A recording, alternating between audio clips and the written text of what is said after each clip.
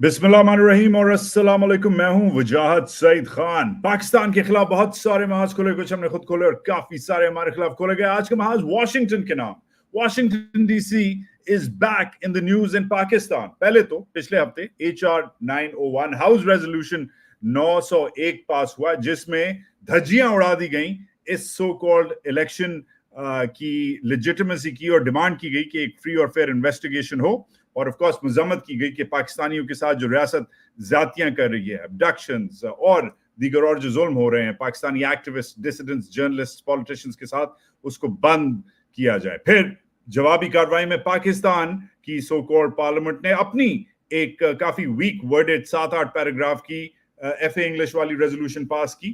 वो जो रेजोल्यूशन है वो एक शिकवा जवाब शिकवा बना, क्योंकि उसका कुछ हुआ नहीं। साथ साथ पाकिस्तान के एम्बेसडर ने इधर अमेरिका में एक थिंक टैंक विल्सन सेंटर में एक इशाइये में आप क्या कहें, अब यही कह सकते हैं कि भीख मांगी। कहा कि भाई हम एक ऑपरेशन लॉन्च कर रहे हैं और इस ऑपरेशन का नाम फलाना है, अदम इस्तेकाम, जो भी इन्होंने नाम रखा है, इनसे तो नाम भी नहीं रखा जाता, वो ऑपरेशन विजन बन चुका है और हमें आपसे हथियार चाहिए और आपकी सपोर्ट चाहिए। फिर साथ साथ जैसे ये ऑपरेशन पे बैक ट्रैक करने लगी हुकूमत, साथ साथ डिटेल्स आना शुरू हो गई। डिफेंस मिनिस्टर ख्वाजा आसिफ ने कहा कि हम शायद अफगानिस्तान में जो टारगेट्स हैं उनको अटैक करेंगे, क्योंकि उधर तालिबान, तहरीक तालिबान पाकिस्तान जो है उधर घुसे हुए हैं। और इससे फिर एक आप कह सकते हैं बयानिया बना कि शायद अमेरिका वाकई ही इंटरेस्टेड हो, क्योंकि जिधर अफगानिस्तान का जिक्र होता है तो उधर अमेरिकियों के कान खड़े हो जाते हैं, कम से कम वॉशिंगटन में।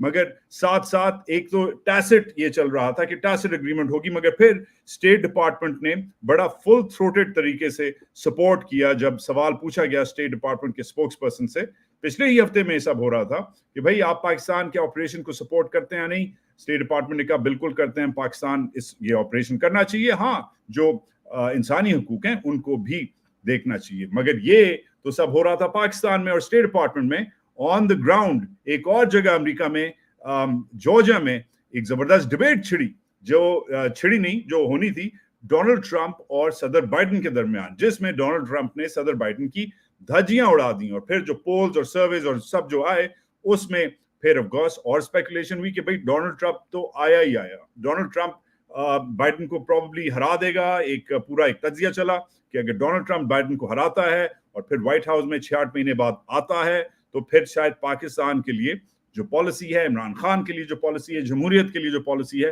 वो शायद चेंज हो। ये सब एक के बाद एक जो आप कह सकते हैं जाविये तज्जिए बैक एंड फोर्थ होना शुरू हुए, और फिर ऑफ कोर्स एक मैंगो पार्टी हुई। जी हाँ, आम पार्टी हुई। US के दीगर लोगों को, अमेरिका के दीगर लोगों को इनवाइट किया गया। आम पार्टी किसने की? पाकिस्तान के एम्बेसडर ने। वही एम्बेसडर जो अब घर जा रहे हैं, जो अब जिनको हटा दिया गया है, मसूद खान साहब, जिन्होंने वो भीख मांगी थी बेचारे ने कि हमें छोटे हथियार दें, मगर उनका जैसे कह सकते हैं आप, उनकी लाज रखी deputy principal deputy secretary Elizabeth Hoss ने, जिन्होंने आज ही में ये आप जो तज्जिया है अब आप सुने कि उन्होंने पाकिस्तान और अमेरिका के ताल्लुकात के बारे में क्या कहा है। ये सुनिए, मुख्तसर है बट बहुत इंपॉर्टेंट है, स्पेशली उन लोगों के लिए जो समझ रहे हैं कि अमेरिका और पाकिस्तान की ऑफिशियली कम से कम दुश्मनी हो गई है। मुलाहिजा कीजिए। So on behalf of the State Department, I just want to note that the US-Pakistan relationship is in the best place it's been in years, in large part to what Ambassador Masood Khan has done to represent Pakistan, to build bridges between Islamabad and Washington. We have achieved a stability and a broadening of our relationship that we haven't seen in many, many years. We have had new dialogues opened. We have looked for new areas of trade. We have looked for ways we can cooperate on things like health and energy and climate, things that we haven't talked about for a long time. And all of that is because you, Masood, have been an extraordinary representative of the Pakistani people and the Pakistani government. You have been a person of integrity. You have brought creativity and hospitality. You have used your dining room table for delicious lunches for everyone in the government of the United States as well as Capitol Hill. You have been incredibly effective. And we have this relationship now because of the efforts that you have made.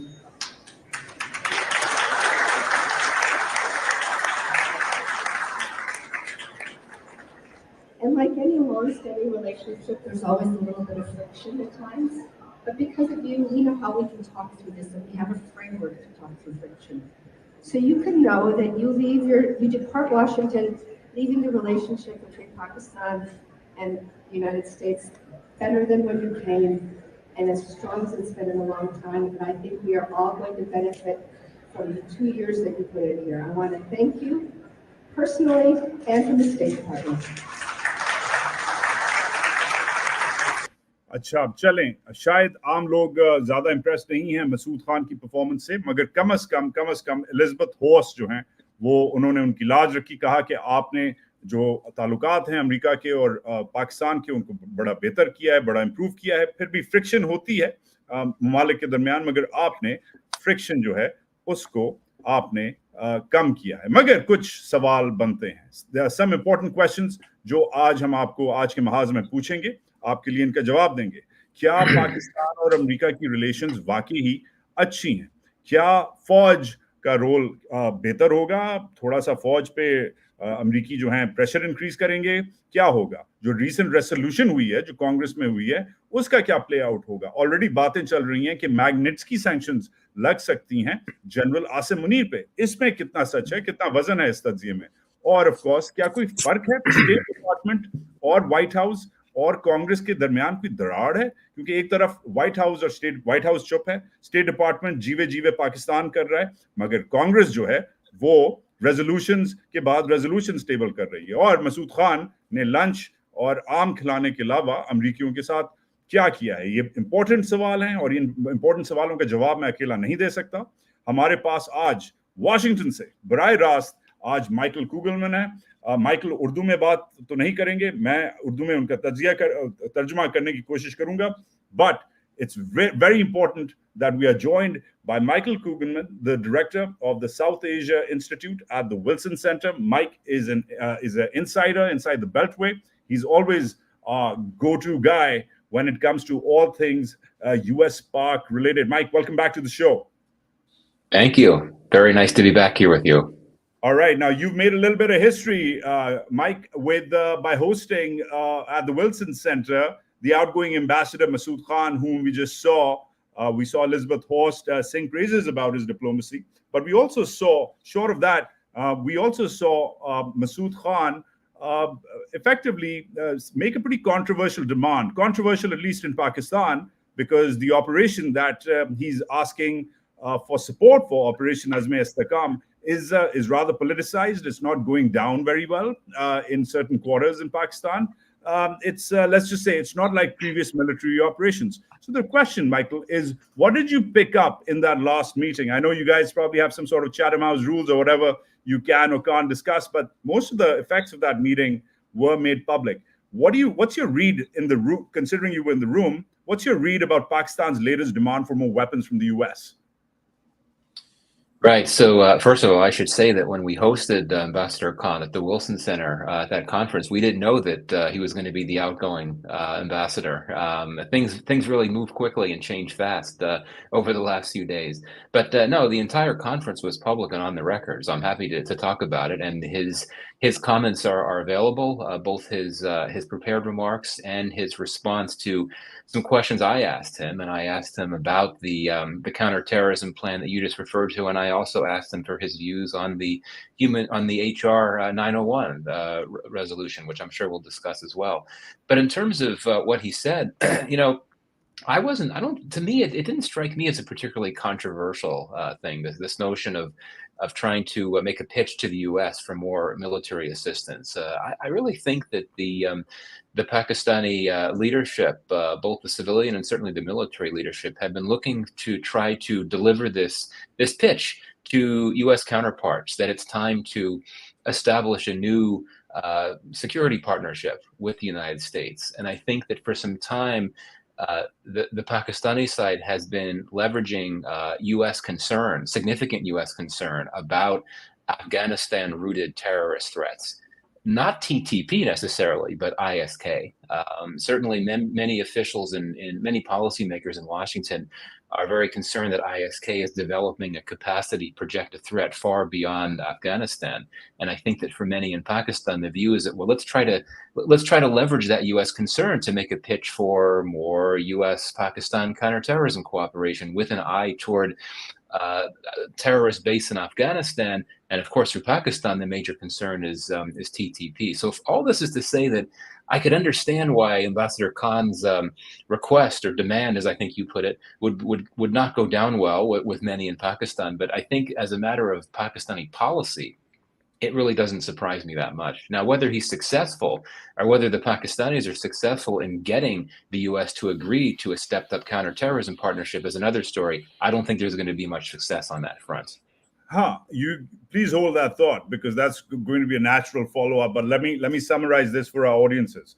Michael Kugelman ने फरमाया है कि एक तो ये surprise नहीं थे कि ये जो डिमांड है या जो रिक्वेस्ट है या जो इल्तजा है या जो भीख है, अलग अलग लोग अलग अलग अल्फाज इस्तेमाल कर रहे हैं, जो मसूद खान ने मांगी है अमेरिका से हथियारों की, ये सरप्राइज नहीं थे, क्योंकि ऑलरेडी पाकिस्तान अमेरिका के साथ अफगानिस्तान के बारे में जो है ताल्लुकात में रहता है, इन टच रहता है, कोऑर्डिनेट करता है, और अफगानिस्तान फोकस में रहता है अमेरिका के, मगर टीटीपी के लिए नहीं, आईएसके के लिए, जो दाइश की जो लोकल जो चैप्टर है, जो आइसिस खुरासान है। अब जो सिफारतकारी है, वो माइकल कह रहे हैं, वो बुरी नहीं है पाकिस्तान की तरफ से, क्योंकि पाकिस्तान इस कंसर्न को लेवरेज करना चाह रहा है, क्योंकि वो देख रहा है कि अमेरिका जो है अफगानिस्तान में कंसर्न रहता है, तो हम भी शायद अमेरिका से ताल्लुकात और ऑफ कोर्स जो भी है लेन देन जो है वो चलती रहे, और अफगानिस्तान के चक्कर में उसे फ्रंट एंड सेंटर रख के शायद हम थोड़ा सा लेवरेज करें।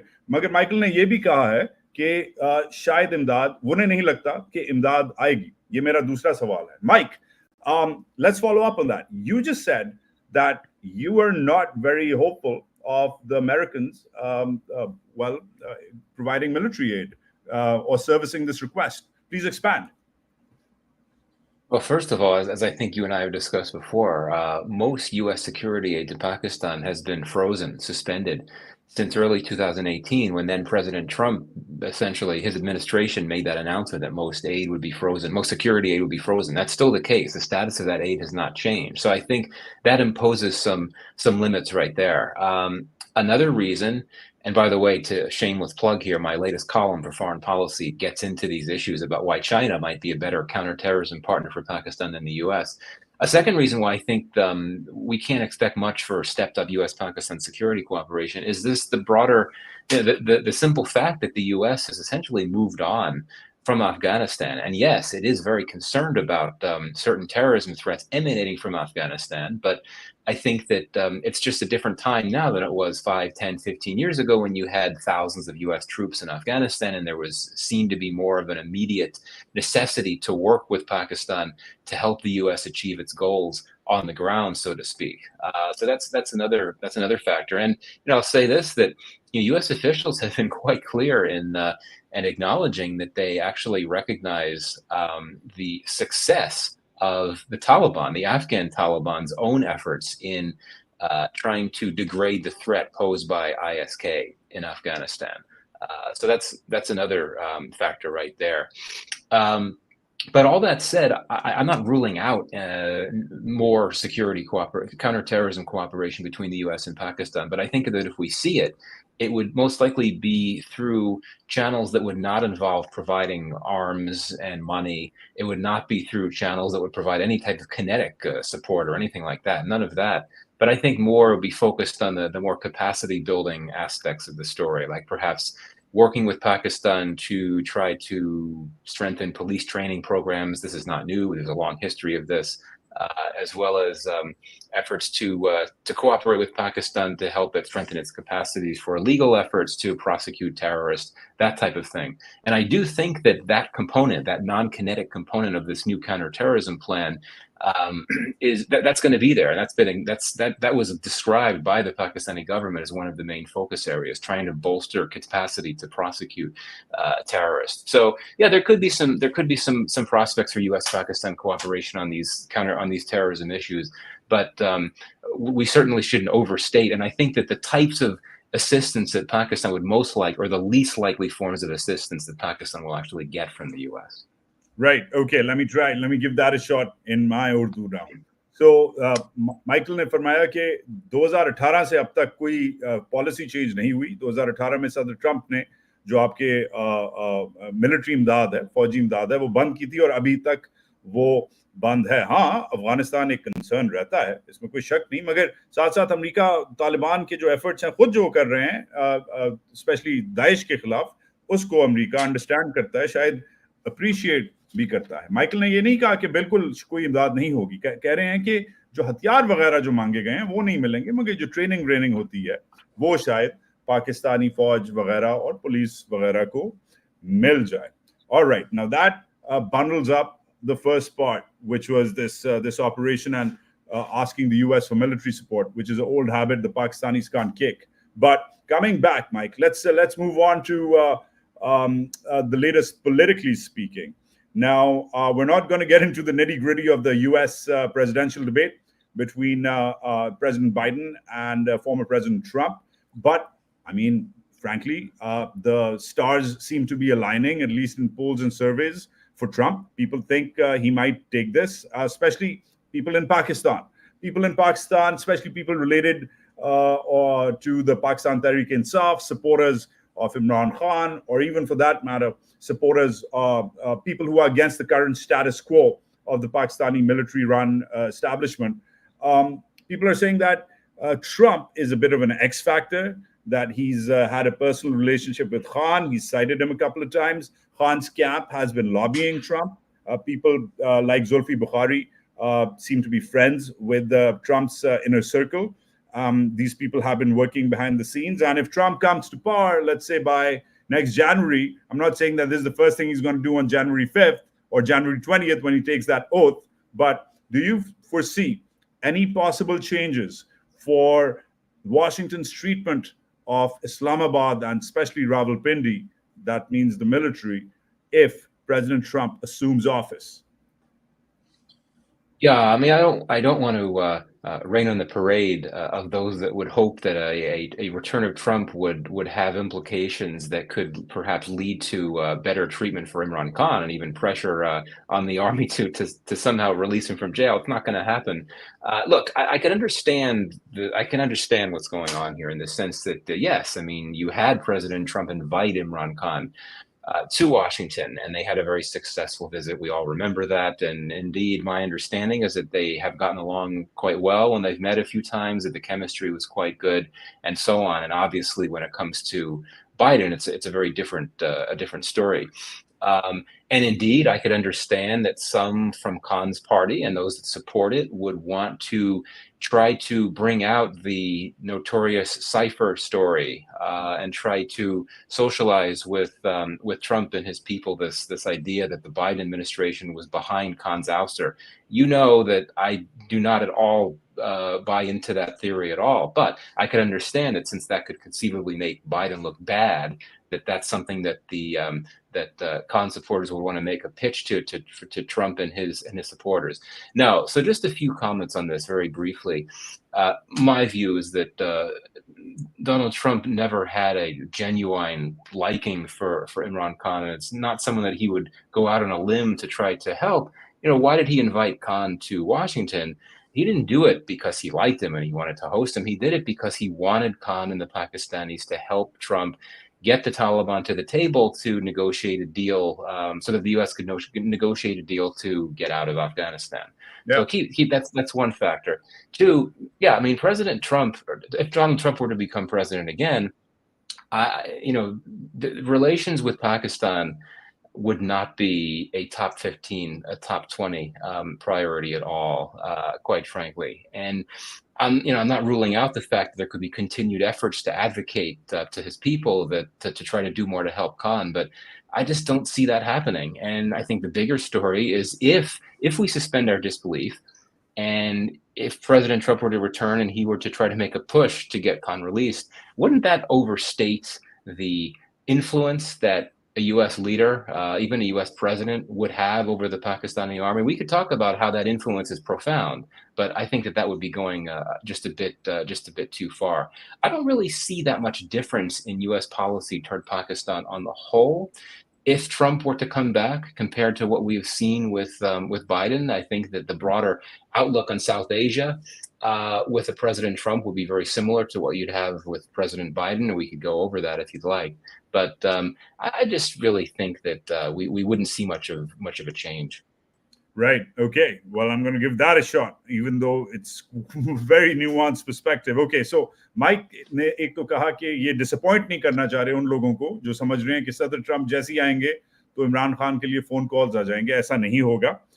यस, खान के खैमे की तरफ से ये लॉबीबाजी जो है वो चलती रहेगी, जैसे अभी भी चल रही है, कि ये साइफर वगैरह, डोनाल्ड वगैरह, ये जो पूरा जो एक चला था साइफर गेट, ये बाइडेन ने करवाया है और शायद ट्रम्प ये यूज कर ले. मगर खान और ट्रम्प की वो वाली दोस्ती नहीं है जो लोग समझते हैं कि है.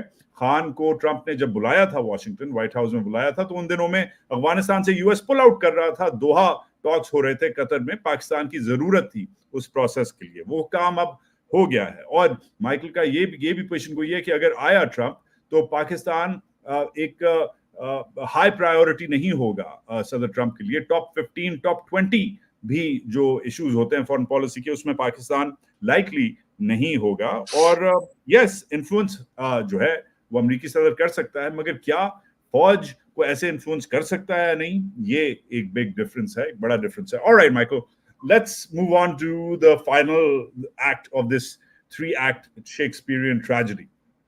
The recent HR 901, the House Resolution 901.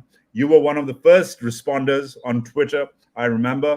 You said you were quite taken by the fact that 85% of the Congress has voted to condemn the atrocities, human rights violations, etc., ongoing in Pakistan, as well as, of course, demand an investigation into last February's elections. Now, we read your tweet. We get that. We don't need to expand on that. But I need you to now play this out for us, because other folks, for example, Murtaza Hussain of The Intercept, he weighed in pretty much around the same hour that you weighed in, but he took it in a different direction. He started talking about the Magnitsky sanctions, which could be a possible next step. He said that those sanctions may be applicable. That's the trajectory where this resolution now seems to be going. Meanwhile, since the resolution, the State Department continues to make friendly noises. We just heard Elizabeth Horst giving Masood Khan a pat on the back, but also saying things have never been better between Pakistan and the US. We also heard the State Department's spokesperson saying, all systems go for Pakistan's new military operation. Now, I am confused, and so are my viewers. On the one hand, the US House has a very clear and frankly very damning resolution. It's non-binding, but it's still damning. It's on the record. But on the other hand, the State Department continues to play nice with the Pakistani military and the Pakistani establishment at large. So is there any space for these sanctions? Will General Asim Munir maybe get Magnitsky'd? Will we see other military or government leaders get their visas cut off or their bank accounts frozen? Give us some clarity on this, because there's a lot of speculation. So break it down for us, please. Right. So first of all, just a reminder to your audience and your viewers. Maybe I'm stating the obvious, but I think it's important to highlight that we're talking about two different branches of the U.S. government, right? We're talking about the legislature and we're talking about the executive branch. The legislature is naturally going to have different views or positions on a number of things, including foreign policy issues, compared to the executive branch. And that's because in many cases, the legislature, the U.S. Congress, in this case, the U.S. House of Representatives, they're in many ways driven by their constituents and what their voter bases are telling them and advocating for. Whereas with the executive branch, the State Department, the White House, and so on, they're actually making the policy. They're making policy based on what they think is in the best interest of the U.S. and so on. And clearly, as you and I have discussed before, The current administration has concluded that it's in U.S. interest to continue to pursue a workable relationship with Pakistan and to try to look for ways to work together, even if you're not going to see the level of cooperation that you were seeing some years ago. Whereas in Capitol Hill, I just think it's quite remarkable, and I think it's important to acknowledge this, just how remarkable and successful an increasingly vocal Pakistani American community was in bringing these major concerns about the state of democracy in Pakistan to their elected officials. And you had elected officials en masse respond to that. It's remarkable. I mean, given, this resolution, the vote happened, some days ago, right at the beginning of the summer, with the election campaign starting to heat up. It's remarkable that you could have almost 90% of the entire membership of the House of Representatives vote on a bill, on a resolution on Pakistan, of all things, which is not the most common thing to vote on these days in Capitol Hill.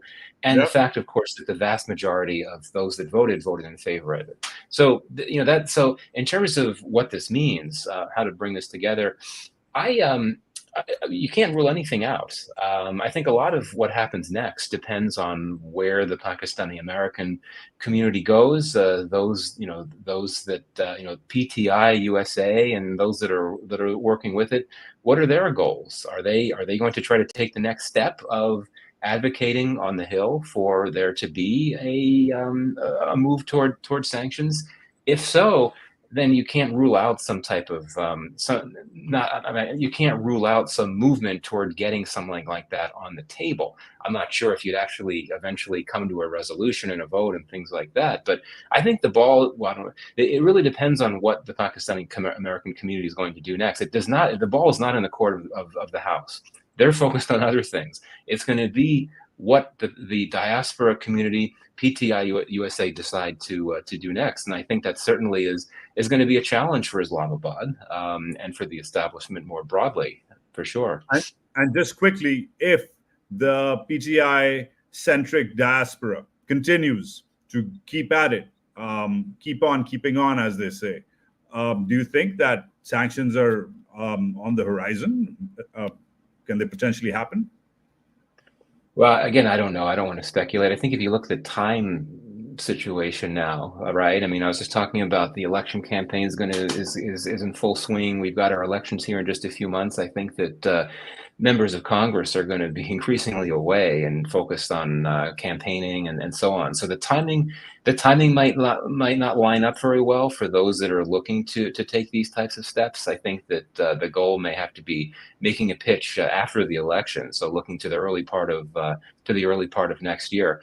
I mean, I'll say this: it's one thing to come out with a non-binding resolution that calls for supporting Pakistani democracy and human rights. It's a whole other thing to push for sanctions against a military leadership of a country that is strategically significant for U.S. interests. And even those critics on Capitol Hill would, I think, acknowledge that Pakistan is a very strategically significant country for the U.S. So it would be a much more ambitious goal, I think, to try to push for magnificent sanctions compared to this non-binding resolution. As significant as this non-binding resolution is, but I think it's significant less for what's in the resolution, but more so for how many people voted on it and how many people voted for it. So that's an important thing to keep in mind, is that going further, that would take a lot more for a lot of reasons. Right. Okay. And with that, Michael ने कहा है कि एक चीज वाजे हो जाए कि स्टेट डिपार्टमेंट जितनी भी दोस्ती वाली बातें करे, जैसे एलिजाबेथ होस्ट कह रही थी,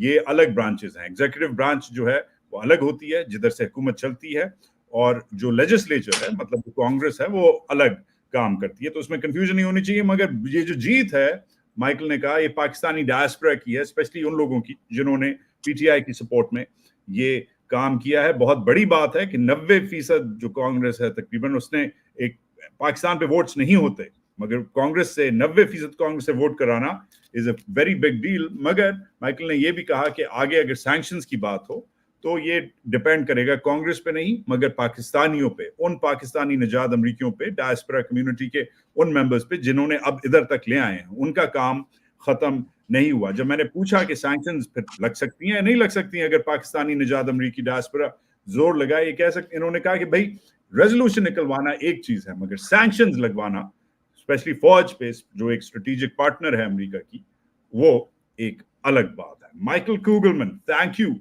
for your time. But before I let you go, buddy, real quickly, give me 60 seconds of your crystal ball on how you see things playing out post now between the US and Pakistan. Just very simply, very broadly, because a lot of people are getting a lot of ideas with all this back and forth, Trump, Biden, the US ops, a new ambassador coming to town. Is anything going to change? I don't think so, but what's your take? I thought you were going to ask me for my take on cricket, but maybe that's for another day. Look, I agree with you. I don't expect much. I mean, there's been a lot of noise over the last few days with U.S.-Pakistan relations, but I don't think there's going to be much change with policy. Indeed, significant that a new Pakistani ambassador will be coming here soon. But I think that the relationship is not going to change that much, and especially with the elections coming up soon, I don't think we're going to see any notable or significant changes from the administration on Pakistan or much of anything else as the focus comes more towards the election. And on that note, I would just say, don't rule out Team Red, White, and Blue when it comes to U.S. cricket prospects. They've shown that they have arrived in some way. So that'll be my final, less weighty word for you. That was really under the belt. You didn't have to mention cricket a day after India's won. You didn't have to bring back that US-Pakistan game again, Michael. But yes, I'm very proud of your team. Well done. Good job, Thank you. Team Imran. All right. Well, Michael Kugelman, I'll let you go with this. Thanks again for joining us. Keep us posted on the latest. We hope to see you, hopefully, more regularly, because Michael Kugelman writes a fantastic piece, a fantastic column in Foreign Policy Magazine. It comes out in a newsletter. Subscribe to that. And I am quite interested in reading your perspective about how China might be a better CT, counterterrorism partner for Pakistan. Looking forward to our next one, Mike. Thanks again. Thank you.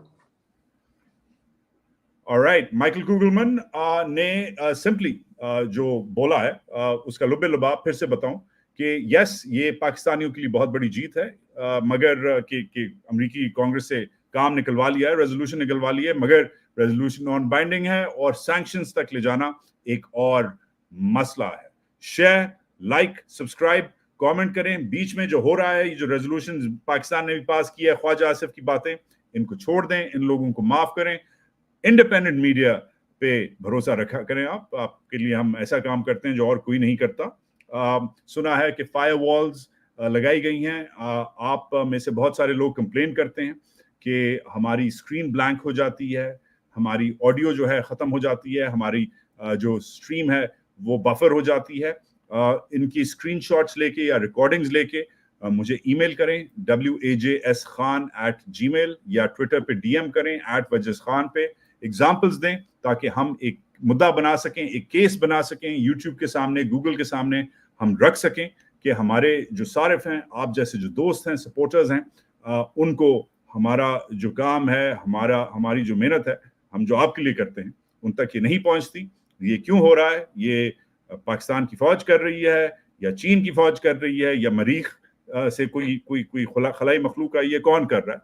तो help us get there. शफाफियत, transparency, accountability के लिए हम काम करते हैं. तो keep us honest and keep the government honest and let's make sure that आप शेयर, लाइक, सब्सक्राइब जरूर करें. बेस्ट तरीका इस फायरवॉल को बीट करने का यही है कि रोज रात 10, 11, 12 बजे जो पाकिस्तान के होते हैं, मैं इतना कम से कम एक लाइव करता हूं, फिर सुबह एक और रिकॉर्ड करता हूं, कोशिश करूं. अगर आपके पास नोटिफिकेशन नहीं आ रहे, अगर इन्होंने वाकई कुछ लगाया हुआ है भाइयों ने, तो YouTube पे आएं और हमारे चैनल पे youtube.com/wajahat पे जाएं और सर्च कर लिया करें. वो तो नहीं ये कम कर सकते, कर तो बहुत चीजें सकते हैं, मगर आपका कंट्रोल अपना जो आप चूज करते हैं YouTube पे, वो ये नहीं कर सकते. चलें, share, like, subscribe, comment, support independent journalism, support independence. Pakistan जिंदाबाद, पाकिस्तानी सहाफत पाइंदाबाद.